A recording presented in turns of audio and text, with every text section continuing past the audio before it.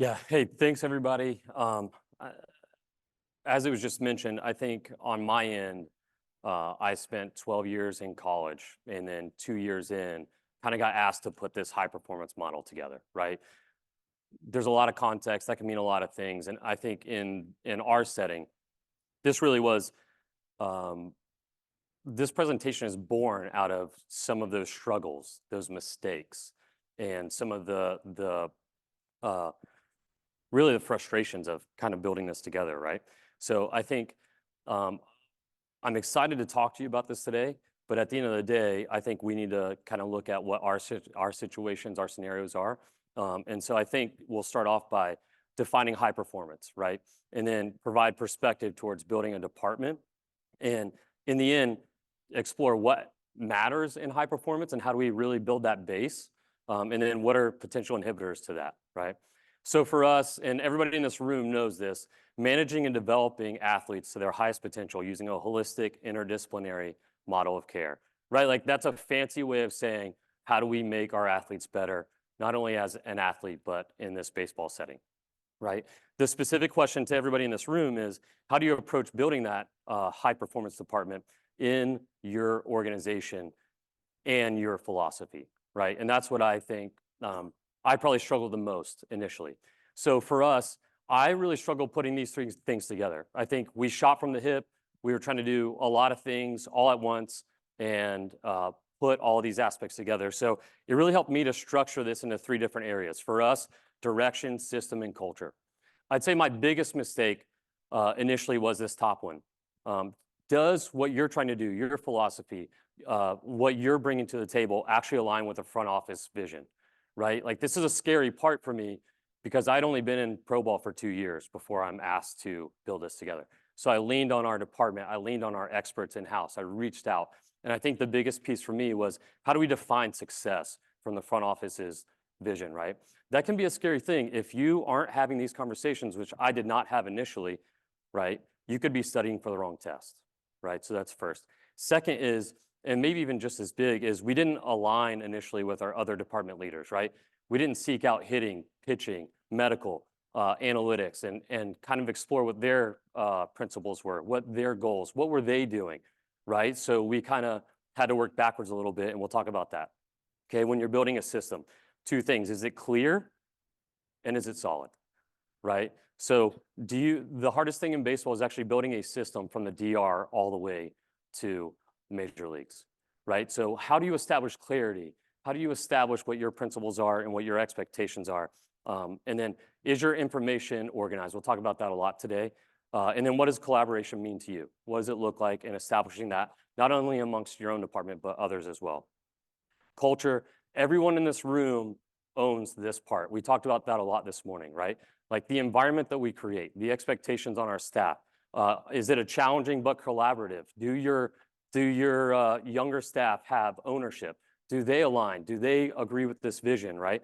And then is there psychological safety, which we don't talk a ton about, but like, can your staff tell you the honest answer, and are you seeking that out as leaders in this room, right?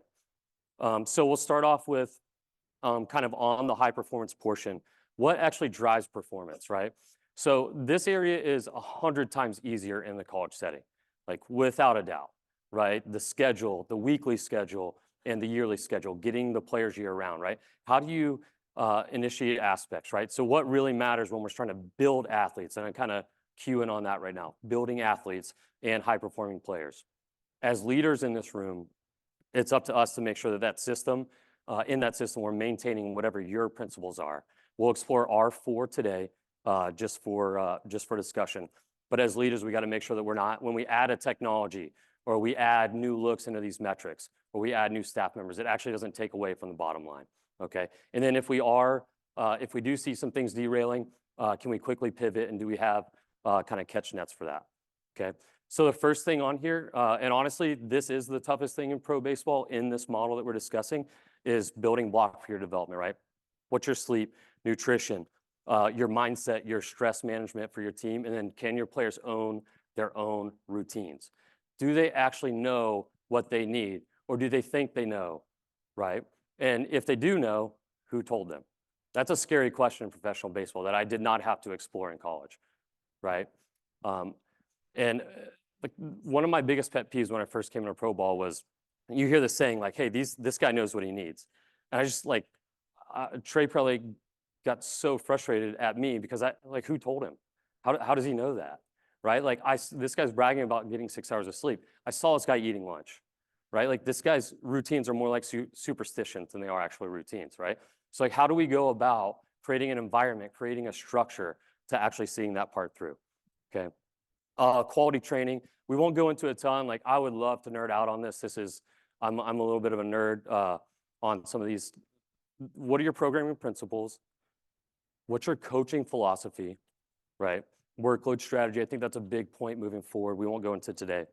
And one section I might spend a little bit of time on is this idea of like athletic performance versus injury prevention, right? To me, they're both. Quality rehab is actually just quality training in reverse, right? The same thing that we need to do, eccentric hamstring strength, for example, right? Okay, that's very important when we're talking about the sprint aspect that Joey just talked about. Being able to load, absorb forces, create forces in the ground, right? That's the same thing that we need to do. We need to be strong in our running mechanics when we decelerate, when we change a direction, right? Like, let's have that conversation. I think that's a big thing moving forward, okay? Collaboration for us, I think this is a big part. This is our number 3. I think a lot of times departments, high performance, really everybody, even the business world, gets lost in disconnect between communication and collaboration, right? So for me, collaboration is basically the unlocking key. Communication is just a check in the box, right? So what's the difference? Collaboration should have a synergistic approach, right? It should be a force multiplying. Because I care about your data, I care about your philosophy, hitting department, pitching department, whatever it may be, and I take the time to organize mine and create that context of communication, now we force multiply each other. We'll talk a little bit about that in a second, right? Collaboration is a mindset, right? Like you have to work harder to organize your own. You have to go out of your way to have deeper conversation. You have to organize your data not only for you, but care about what the other departments are looking at and what they're seeing and how they want to see it, right? Kind of a bomb drop for us initially was like, all right, well, if you think you're good at collaboration, what happens when a player gets injured, right? Okay, if your collaboration is quality, there's good communication, there's problem solving, there's creating a plan. If not, at best, you're guessing at what the plan is, and at worst, there's a lot of finger pointing, like this stupid meme on the side.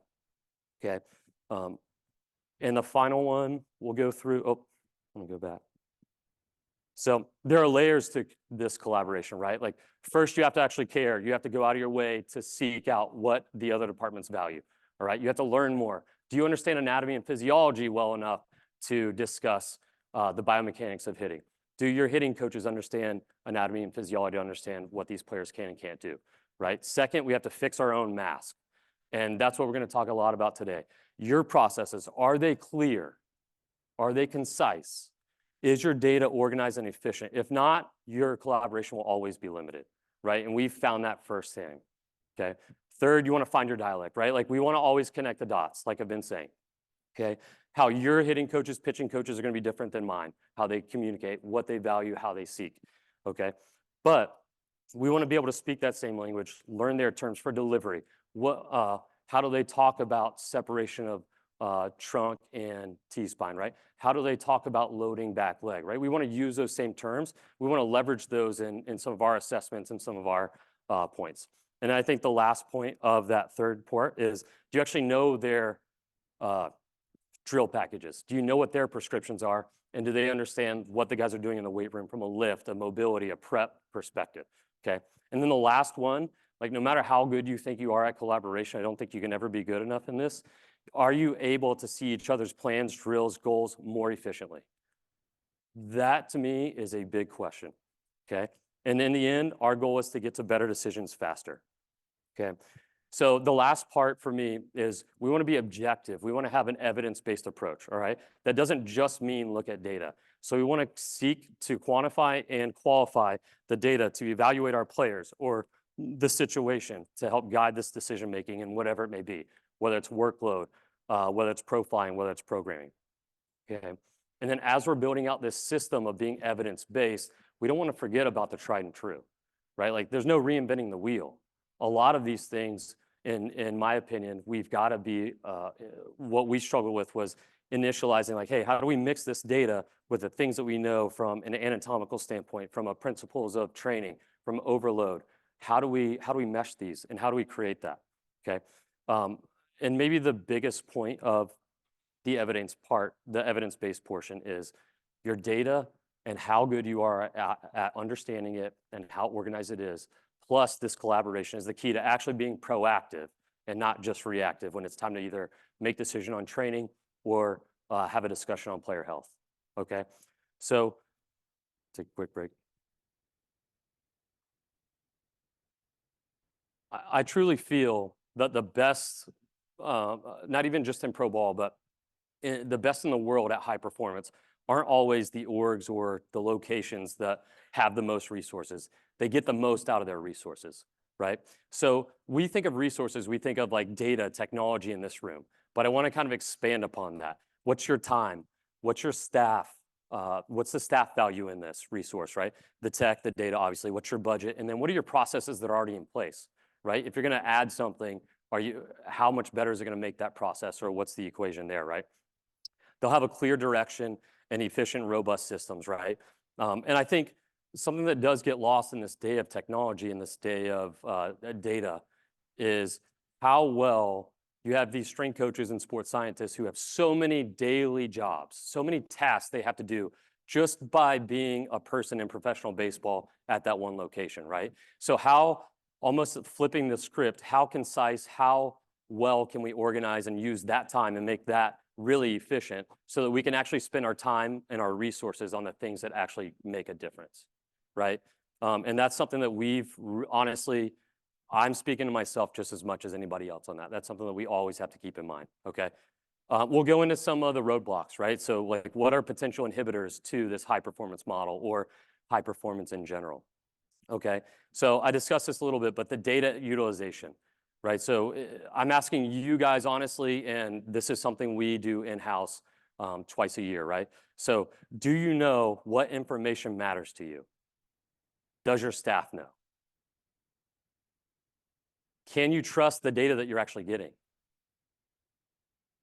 Are you just collecting that data? Where's it going? What are you doing with it? And then what decisions can you actually make? What actionable decisions are you making with your technology, your data, your information? So sports science, okay, what are we doing with that data? Is it organized or is it just a dump? Are we just collecting it? Is it easy to get to at the level that it's needed to actually make a decision, right? And then I think the big part that I think majority in the room and in our area is like, hey, like, are we actually connecting the dots to performance and health? I think that's what we all resonate with. As strength and conditioning, do you understand the data that you're seeing, right? Like, do you know what to do with it, how to make a decision and build a plan using that, okay? So for us, we had to kind of peel the onions back, and I leaned on our staff in a huge way. So our step one was actually working on our AMS, right? Not adding more data, more technology. We actually took steps back. And that was a discussion I had with our front office, our GM directly. Hey, what really matters to you? And his response was, I want you to be the best in baseball at 10 things. Come back tomorrow and tell me what 10 things you're going to be great at. I got to 5 in his office. This is my job. I'm a paid professional. Like I have 2 kids, right? So it's like, okay, let's go back. I had an emergency meeting with Trey, with some of our staff. Like, hey man, what do we really, like all of this sounds great, but what do we really care about? And what do we really want to do this year? Okay. So the step 2 for us was, or sorry, going back to step 1, we had to make our AMS like in-house. That was a big one for us, to be honest with you. I didn't want to go 5 different places, ask our coaches to get in 3 different apps and go all over the place, right? We had to have our data organized in a way that was easy to put in and easy to see, but agile enough to actually see trends over time, right? Okay. That took us a lot longer than I would like to admit standing up here, okay? Step 2 for us was, and we're actually in the process of this, building out manuals for coaches and staff, right? Like your guy in the DR, your guy in Florida, your guy in low A, right? Like How does he know how to operate that tech? What's our strategy for making sure that we can ensure the quality acquisition of that data? And then does he even understand why he's using that and what he can do with it, right? So the last thing you want is you get an older minor leaguer or an older major leaguer who comes to your org, you're asking him to get on this technology or to do this, and you don't know why. That's a tough place to be for a young strength coach, right? And we did not set our guys up for success, okay? And the third one is building out a playbook and a decision tree, right? Like give your coaches a fighting chance. Give them a start, giving them a launching point. Tell them where to look, okay? So for us, we really define this as our org's detailed strategy of implementing and providing structure for decision making, right? Okay, so I've got an example here in a little bit that we'll dive into on that. But essentially, can you utilize the AMS in a meeting on the fly with other department leaders, front office, et cetera, when it matters? Can coaches make efficient decisions within 2 to 5 minutes of opening your AMS, right? I don't want to print off 10 reports before I think I might know what Elias is having us talk about, or before I walk into this ambush meeting on this player that I just found out about 2 minutes ago. We got to have a real conversation, right? If you can't answer yes to those two, you're not organized, okay? So throwing you in this, you have a mocap session, right, at your lab, or you send them out to another lab. You get the data back. Who sees that data? Who comes to a meeting if you have a meeting? Who speaks at that meeting? What other data is discussed in that meeting? And then who actually uses the data and the meeting to affect a plan? Is there a follow-up meeting? What is your plan from there, right? And then the challenge for us is can we organize this in 2023 in a way that most of this can be done without actually physically being in the room or having that meeting? And that's where the data organization comes in, okay? Transitioning a touch, and I know Eric is gonna touch on this, so I won't go in too deep. I actually took over the the AA and AAA catering for the last 3 months of the season, okay? All right, I wanna tell you, that is a crapshoot if you don't have a starting point, okay? So what do we have? We have 6-figure budgets for affiliate catering. We have 6-figure budgets for supplementation, right? We have more experts, more ability to get to information, right, than ever before in nutrition. But we also have starting pitchers that have no idea how to fuel. We have position players who do not eat or do not refuel during the game, okay? Players that understand more about, you name the supplement, than they actually know how to put a performance plate together or understand healthy habits, right? Okay, so what's our strategy? Okay, we want to pick 3 to 4 nutrition topics that we're going to be the best in baseball at. The best. And we're going to educate it. We're going to make it a part of our coach's philosophy. We're going to make it a part of our player plans, okay? Your dietitians in this high performance department, can you create protocols for the communication initiatives? Like, how well do they collaborate? How well are you synergizing with that department to multiply the effect that we're having in this category, right? As strength conditioning coaches, we need to make this an area of emphasis that I think sometimes it becomes hard to with all the other things going on, okay? And then we want to connect our players to the experts in discussions. Basically, we want to be an asset to the nutrition department, right? We are not the content experts. There are areas where we can have discussions. How well do we connect those two, and how well do we lead that charge, right? For catering, man, this one was tough, okay? Some of you guys are way ahead of this, and so you can just not listen to the next 30 seconds, okay? We had to create daily feedback from basically the coaches and the players that are on the ground, in the trenches, okay? I held them accountable to sending it, but our catering manager in this case was me. I made sure that I looked at that feedback. I made sure that I used that feedback. They never had to question whether I was seeing it, okay? Because they saw it in the next week's meals. Could we as a group, this is a question that I would ask to everybody, could we as a group put together a document, our own organization's document, where our 4 affiliates, we know where they're at, we know what foods they're better than anybody else, where it's structured, organized. In spring training, it's already created. We know the best place for health, the best place for budget, the best place that'll give you the best deals when you got to make it work, okay? Could we just put that together and send that out in an email? And then I don't have to reach out to a clubby or to a dietitian 2 weeks, a month before, and then follow back up and see if things change, right? Like, to me, that should be a simple challenge, okay? And then obviously you got to know your own strategies and what with your budget. Okay. Secondly, again, going back to the holistic approach, right? We have a sleep situation in professional baseball, really in all sports. We know it's the most important thing that our guys aren't doing, but like it's not anybody's job. And so the question is, how are you emphasizing that? How much emphasis do we place? How much time, energy, attention, education are we actually utilizing for our players, right? Our strategy is basically we are educating all of our high performance department on this through book study presentation this off season, right? Okay. We're creating a sleep initiative with our players. It's everybody's job. Our hitting coaches actually push this more than sometimes we do as a staff, right? They're in on it. They are all in. How can we make this work with travel? How can we push this? How do they hear the message in the cage and in the weight room, right? Okay. And then providing resources. I think a lot of times we stopped at education, right? Can you help them with like simple things like, hey, guys are telling you, hey, the light's coming in. I'm waking up, right? I don't want to wear a mask. Okay, well, just wear a mask. Okay. All right, well, take the hanger. Let's put it up on the curtains. Let's keep that light from coming in, right? Simple things, all right? There are apps that are noise machine guys who are really sensitive, right? Like, okay, well, let's make sure that's a part of the resources we offer. And at the end, sleep like it's your job, okay? You're a grown-ass man, sleep like it's your job, okay? I'll just dive into this briefly. What's your assessment strategy? Okay. This was one that was so concise when I was in college and really honestly pretty tough in the professional baseball setting. Okay. I don't think we talk about this a ton, but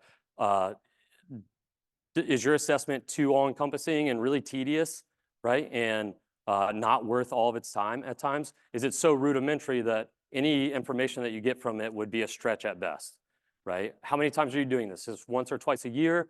Is this something you're doing every month? Where do you lie on some of those scales, okay? Do you actually flag players? How do you utilize in your own programming? And how do you collaborate that with other departments, right? Does hitting department know what this guy can or can't do? And can he see that relatively easily? Do you trust your own data and trust your own assessments in being able to give him that information? So a very real example for everybody in this room, right? So is the tech that you're using, okay, or the data that you're getting worth the time investment and deterring from other resources, right? So the cost of adding a tech for me is not actually that dollar figure right there.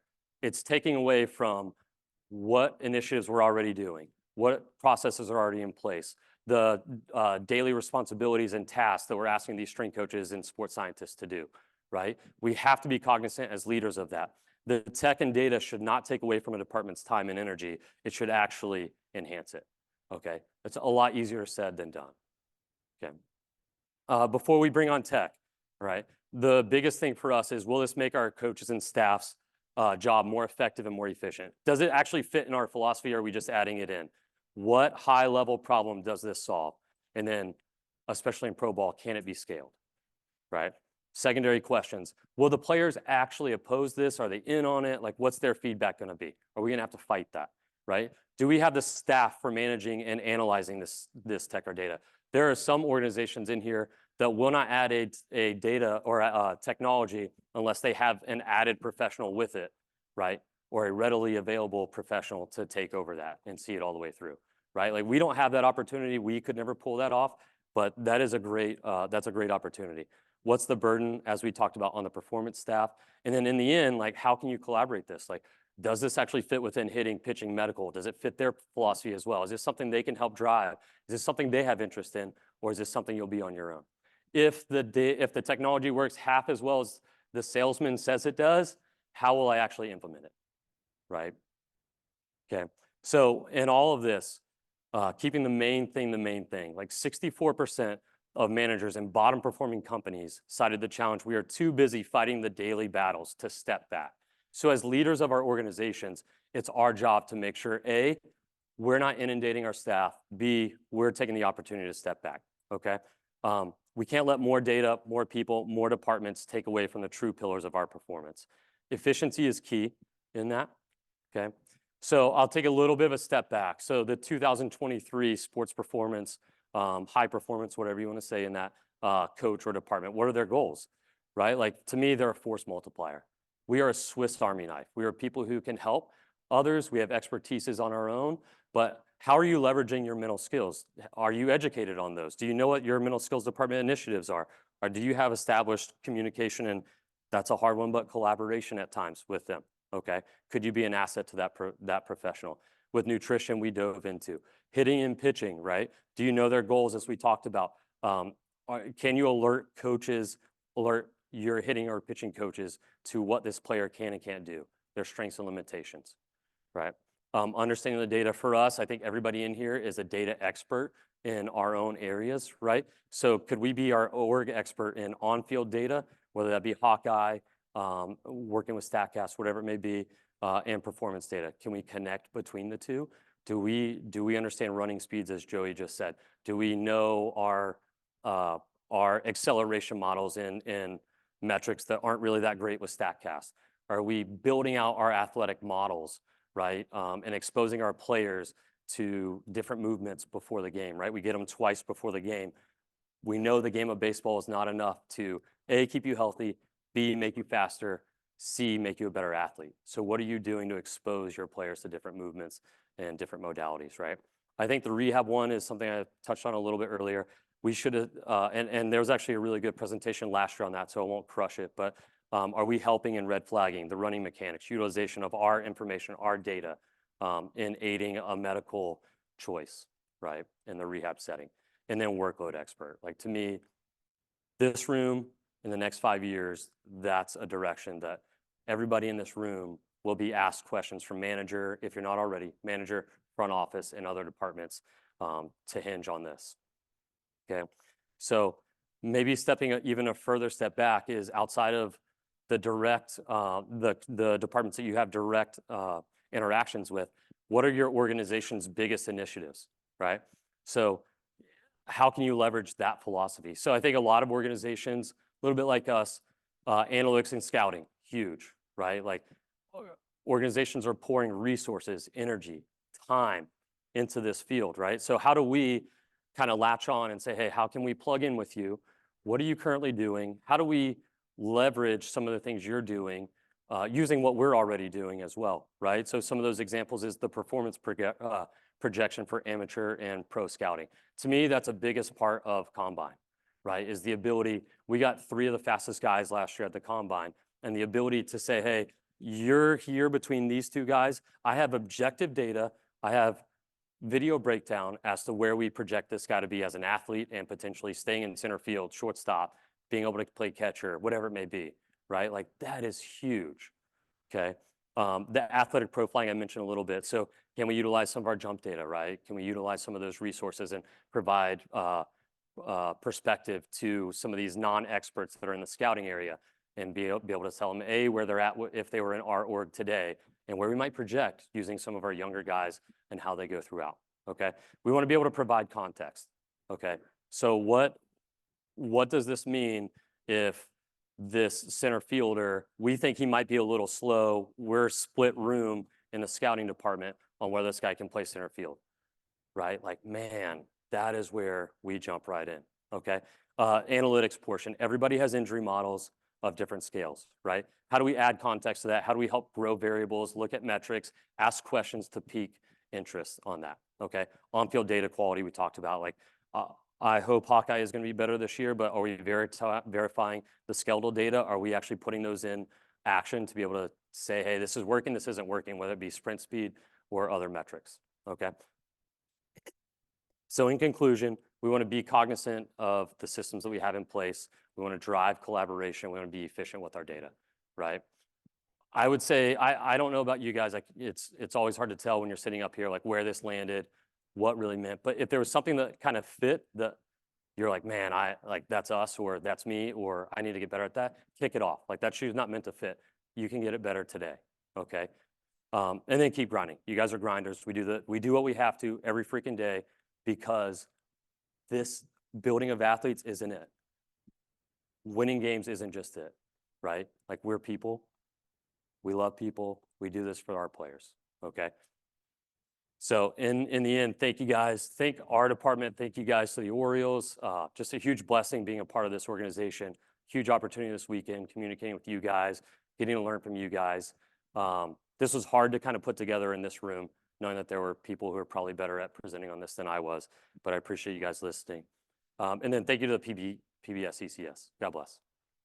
Yeah.